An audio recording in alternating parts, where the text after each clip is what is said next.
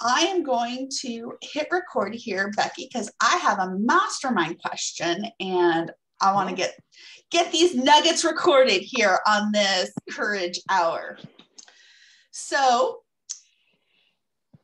I am curious, what are your different ways that you use to say no when things are not in alignment? And I'll give you my example, because I have all of these people sliding in, and like now it's like the skeezy people. Like first it was Facebook, then it was over on Instagram. Oh, now it's on LinkedIn. Like that, the skeezy people that fall into your DMs and they're like, I have this great opportunity. And I'm like, and then they're like, well, can you give me your time? Well, I've gotten to the point where I've put the boundary in place. I'm like, well, you're being a little cryptic. Why don't you tell me why you want my time? What is this great opportunity? And so I whittle it down to, what are we talking about first before I even commit to something? But then it's, I want to tell you about my clean wine business. Well, no, thank you. I want to tell you about, you can teach financial literacy remotely. And like these things are not in alignment with who I am, what I do. And like, I don't want to be that jerk that's like, no, thank you, goodbye. Like, what do you find is the best way to be like, thanks, but no, without being a jerk?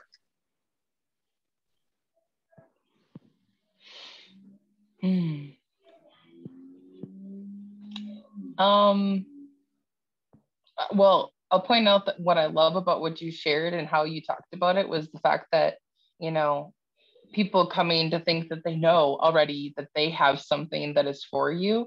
And my first thing that I always think is like, well, what about me did you notice that made you think that?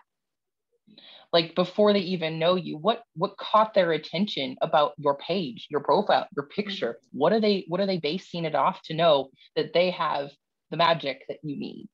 Like where does that come from when people assume those things that they know what you need? And so how I say no,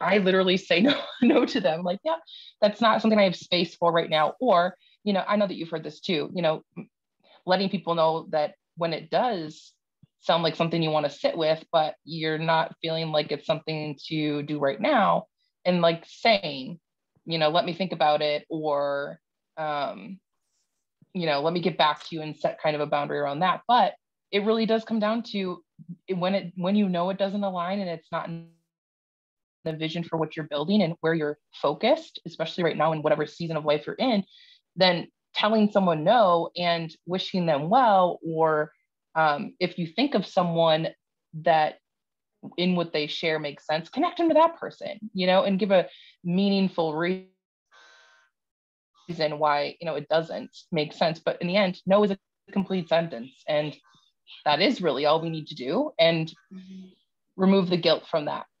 Yeah. I don't know. I don't have a magic way to say no to people. Yeah. No, and I think I needed to hear that, because I know that no is a complete sentence. And like, I know that these people are coming to me in the same way that I come to other people, but I don't try to make my sales pitch to somebody like that. That's the frustrating part.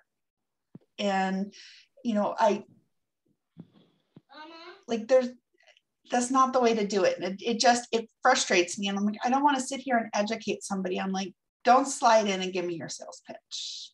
Like that's not my place. So I guess like you said, it's letting go of the guilt. Thank you for that. And with that, I hope you have a beautiful, beautiful Friday.